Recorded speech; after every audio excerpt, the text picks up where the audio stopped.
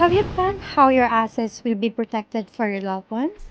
Without a will in the UAE, your estate could be at risk.